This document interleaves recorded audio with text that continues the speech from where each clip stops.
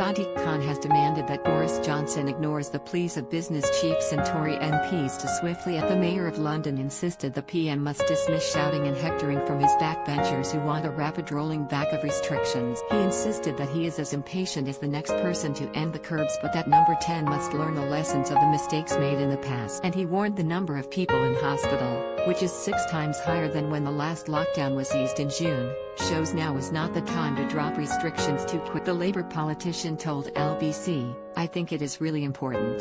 I know all of us are frustrated and want to get out of this lockdown as soon as possible, but we learned the lessons of the mistakes made in the past, and I will give you some stats which give you an idea of the scale of the challenge." Back in June last year, when the Prime Minister announced that we would be coming out of lockdown, when you compare the numbers of people in hospital versus now, at the moment as I speak to you we have 6 times as many more people in hospital now than last June when we have 8 times as many people on ventilators in London now than last June, and I'm afraid the really sad news, 15 times as many dead. So what he'd hoped the PM would do is learn the lessons of the mistakes made in the past, and when he announces the roadmap on Monday, make sure he follows the data and the science rather than the shouting and hectoring from his backbench. And the London mayor insisted that his plan will pay dividends in the longer term because the health of individuals and the health of our economy are next. He added, "I am as impatient as the next person in getting our businesses reopened, supporting our businesses, but we have got to make sure this virus is properly suppressed before we do so." His remarks come after Labour leader Sir Keir Starmer praised the PM for Britain's rapid vaccine. Sir Keir also said Boris was right to proceed with a cautious rolling back of but his intervention is likely to infuriate Tory MPs who have been calling on the PM to agree a rapid roadmap out of the current restriction. They have seized on evidence given by top scientist Mark Woolhouse to MPs that the lockdown could be lifted faster. The infectious diseases expert,